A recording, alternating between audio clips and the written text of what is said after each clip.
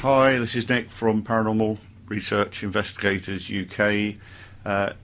Next in our series of podcasts is about the senses. It's more of an overview rather than a sort of specific on each of the senses that we have. So Andy's with me as usual.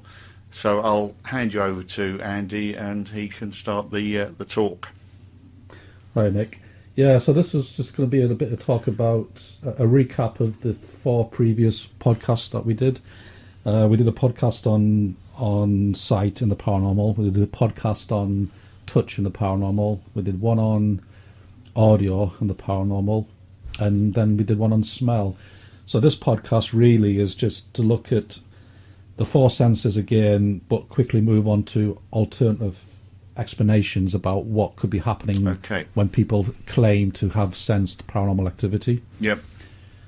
So we looked at the previous podcast. We looked at the thing about misperception and just how common it is, and that all our senses we can misperceive basically. And if we look at some of the factors that can cause misperception.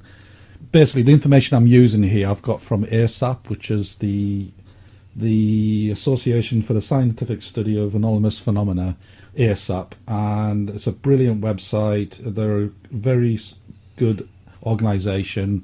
Membership's only £15 a year. I recommend you have a look at the website. I would certainly recommend joining. I'm a member, Nick's a member, but what's really good about the website is to have some very, very good information on it that's accessible to everyone. You don't have to remember to read this information. You can look at it and go into more detail about what we talk about. And what I'm going to do is just talk a bit about some of the alternative explanations that they have for when people claim to be experiencing paranormal activity. Maurice Townsend is someone who's written a lot of these articles, and where somebody else has contributed, I will acknowledge them as well, especially with the temporal lobe epilepsy. But I'm going to start with misperception, and Maurice Townsend talks about how misperception probably accounts for probably more paranormal reports than any other single cause. And he argues it's very important to eliminate this factor when you do your research. And obviously some of the things that conditions that help people misperceive is environment factors where there's low light, maybe the object appears out of line or blends into other shapes, and poor lighting. It depends how far away from the anomaly, because the distance of objects makes it harder for you to recognize them correctly, and this obviously helps you misperceive them, especially peripheral vision. We talked about peripheral vision and how that operates, and again, I think we learned in the previous podcast that our eyes are designed to see actually very few detail, and what your eye does is basically continually scans the environment, and your brain then fills in gaps. So we see with our brain, not with our eyes. And when it comes to peripheral vision, we tend to see a monochrome. We see shapes that are black or grey, and we don't obviously recognise objects as readily as if we're looking directly at them. Yeah. And that could account for quite a few of the sight misperceptions. So, misperception works because the witness does not necessarily recognise what they are seeing.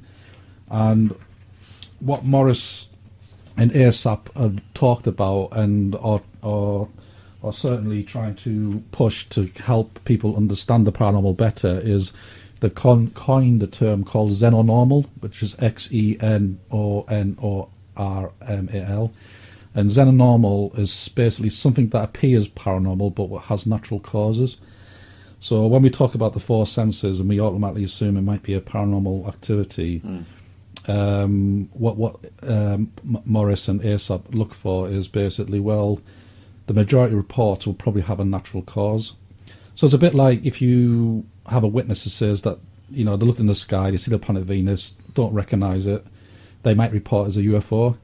And I think we can actually, we've both fallen for a sighting that we thought might be a UFO, and it turns out to be a planet. Was it? No, it's actually the star Antares. That's right. Yeah, yeah. And we're both vigilant, intelligent people. You know, we looked at it. Speak for yourself. Yeah, we looked at it from different we looked at it from different angles. We split to look at it. And it wasn't until later on that you started to look up the star system and find out exactly what was there. Yeah.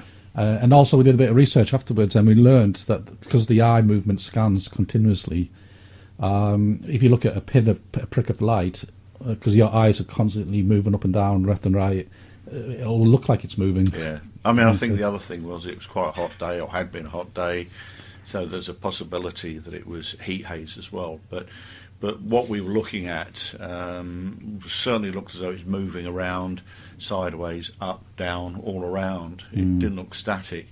And I was utterly surprised, because I've always not been able to understand why people could say that UFO was possibly a star or a planet. I just assumed that you just couldn't make that sort of mistake. But when you see something like that yourself, you suddenly realise that it is moving around. It certainly, yes, appeared to be moving around. So that was quite a sort of a learning point. And I think I've learned not to judge people too harshly when they claim to mistaken this planet for UFO, because let's face it can happen to anyone. Yes, and it certainly happened to us. Yeah. So when you talk about the xenonormal, you know, you have to think about what animals are around during the night. So if you think you've heard a paranormal scream, then you've got to look at, well, you know, are there foxes sleeping somewhere at the bottom of your house, in the bottom of the garden? Badgers are very owls, barn owls tend to make very, if you're not used to hearing a barn owl, they can make some very strange sounds, screeching sounds, hissing sounds. People report hearing a hiss and they think it's paranormal when it could be an owl. So you got to look at the cultural background as well. You know, a lot of us now are familiar with UFOs and aliens and spacecraft.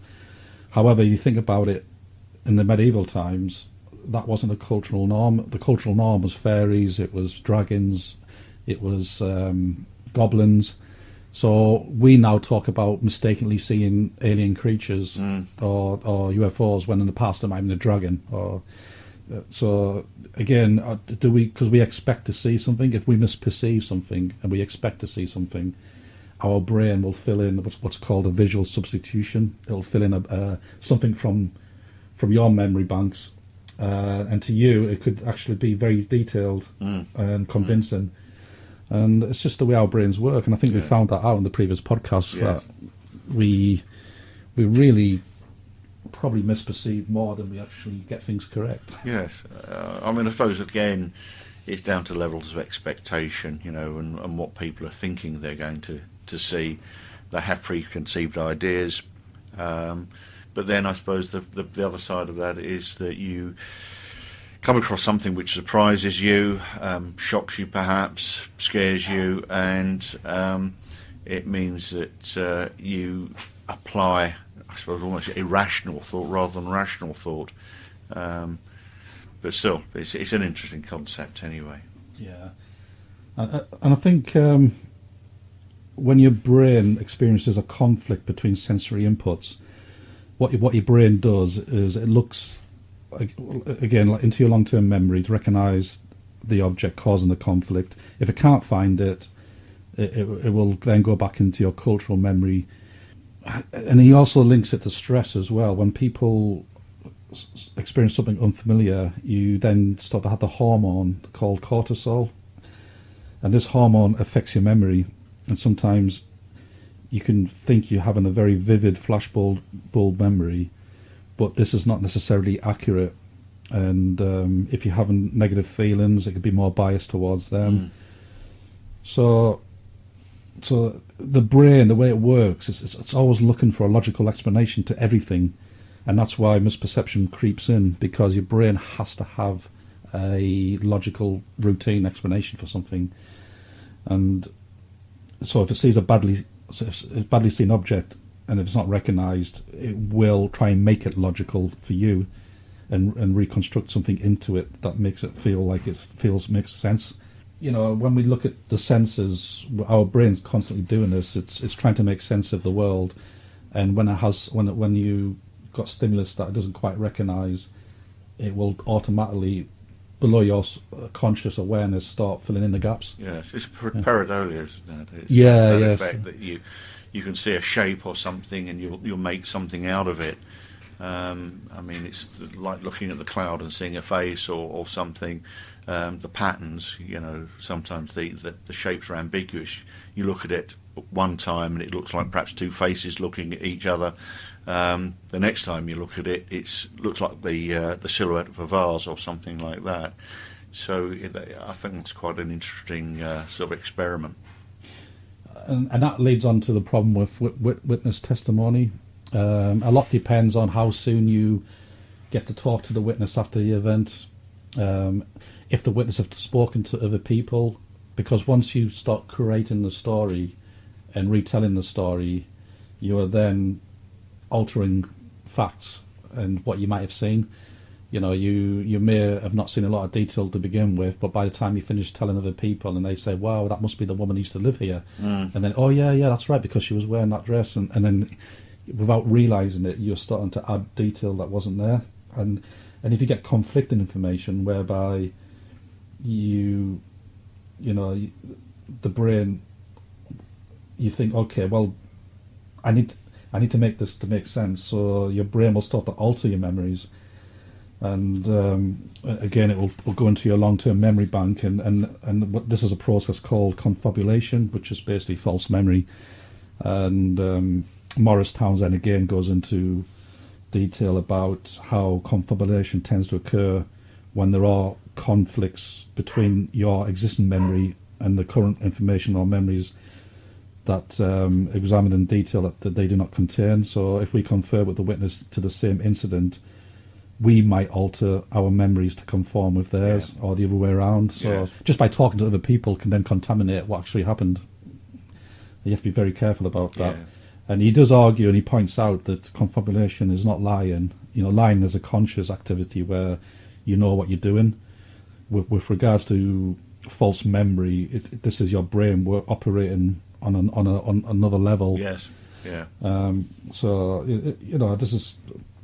If someone's talking to you about an incident that happened 10 years ago, so fading memories. So basically, memories do fade with time. However, if we do recall something over and over again, it might remain fresh rather than not fade. But if it's something that we haven't recalled for years, then sometimes they can actually vanish altogether. So there seems to be a deliberate brain mechanism designed to keep our memories a manageable size. So I guess it's a storage process. And some memories are formed more strongly than others, which most people are aware about now. If it's a strong emotion attached to an event, then that seems to be more ingrained in our memory. The stress and how stress affects the way our memories work. So I think what Morris more or less comes to a conclusion is that the sooner you interview a witness after an apparent paranormal experience, the better. Yeah. Not all memories will fade, but with time, more seriously, they can be altered through recall and discussions with other people. So we have to be aware of, how many discussions the witness have had and who with and when it was taking place. Yeah. So what Morris explains that you can expect is to probably extract fragments of the experience rather than the full detail. So that's just the thing about the way the memory works and the human brain works. Put that along with our senses and how we can misperceive and mishear, the pareidolia, the visual substitutions. There's a lot that can go wrong. Yes. And there's another thing that might affect people when they claim to have paranormal experiences, and that's temporal lobe epilepsy. And again, if you go onto the ASAP website, there's a good article by Teresa Shepherd, and she describes a bit about how the brain works, the different areas of the brain, what the temporal lobe is. So basically, the temporal lobes are the areas located just above the ears and towards the back of your head, and these these lobes function mainly for memories and remembering, and it also helps you with your emotions. And they're also involved in speech, hearing, and perception. So you can see where this is going. If you've got epilepsy in that region in your brain, if you've got seizures, I mean, and also what Teresa points out, which is really good actually, I never thought about this, is that temporal epilepsy can be undiagnosed for years, because it's not something that you don't necessarily have those grand symptoms of a seizure where you're on the floor. You can have mild seizures whereby you do experience some hallucinations, but not enough to think, well, actually it's serious, or I've got something wrong with my brain. And she also states that everyone's threshold for a seizure is different. There's different levels of resistance for different people. I guess this also falls into, again, how the environment might affect your senses, because if you've got a high magnetic field in your home and you've got the type of brain that is susceptible to being affected by these low frequencies and amplitudes, then that's another possibility for how your brain can deceive you. Right. So basically, what she describes as brief, simple, partial seizures are the ones that could be responsible for some paranormal experiences. Okay. And with that, she says that it's probably more the case that you have a haunted mind rather than a haunted house, which is quite a good quote. Yes. Yeah, it's. I think we've gone through the whole four senses previously and what can go wrong, and now what we just talked about is other things that can go wrong when people claim to have had a paranormal event. So it's not so cut black and white, is it? When you think someone's telling you a story that's happened to them, you've got to think about how long ago it was, who they've spoken with, just so many things, really. Yeah. So there are a lot of things that are actually going to distort memory, and I guess coupled with the fact that our senses are susceptible, the actual input at the time is going to be a major factor. So I don't suppose for 1 minute we're really saying that all evidence is going to be corrupt one way or another, but I guess what we've got to be careful of is how things could potentially be distorted, and certainly how they will be distorted perhaps over a period of time. And I think one of the things about taking witness statements from the police, or the police taking witness statements rather, is that they become extremely unreliable after 2 days. So I guess that is a major factor to consider. Yeah, and I think what Morris is basically saying is you've got to eliminate the normal causes first. Sure. And that's where he's coined his term xenonormal. Yeah. And once you've eliminated the possible causes for that, whatever's left then could potentially be paranormal. And it's a process of elimination. Yeah. You can try and eliminate misperceptions by talking to the witness more, find out a bit more detail about where they were standing or sitting in the room, what they were looking at the time. Does that object look like an outline of a figure in low light? You can start going along those lines. With the touch and misperception, our body, we have a mental map of our body based on vision and touch. And I think what happens there, you can get a conflict between the senses. So Morris talks about the old, I don't know if you ever come across this, the rubber hand trick. Oh, yeah, right, yes. Where, you can, once you've covered the hand and your brain thinks the rubber hand is yours, but you're stroking the real hand, but your brain is getting confused. And it generally feels like you're stroking the rubber hand, but you feel it. Yeah. And then if you get a hammer and you're about to hit it, you will automatically react thinking it's going to hurt. Yeah. That's because your brain has got two conflicting stimulus going on. Sure. I mean, the other thing is that if your hand goes to sleep, obviously the circulation is cut off temporarily. It goes to sleep, so you've got that numbness, and then you touch yourself with that hand. It's surprising. It doesn't have the same sensation. There's a sort of vagueness to it all, which is a bit sort of strange. And I think it's, just before we leave, I think it's very important to be clear that we're not saying every single paranormal activity has to be one of these explanations. These are just things that it could be. Yes. I do believe that paranormal activity does happen, but probably less frequent than is reported because of these misperceptions and how our brain works, really. Yeah. So, yeah. Interesting thoughts. Anyway, thanks, Andy. So I think that just about wraps it up for the time being. So if you can make sense of that, which I think is a joke we used in one of the other podcasts, but still. If you can make sense, please let us know, because we don't. We can't. Absolutely. Anyway, thanks for listening.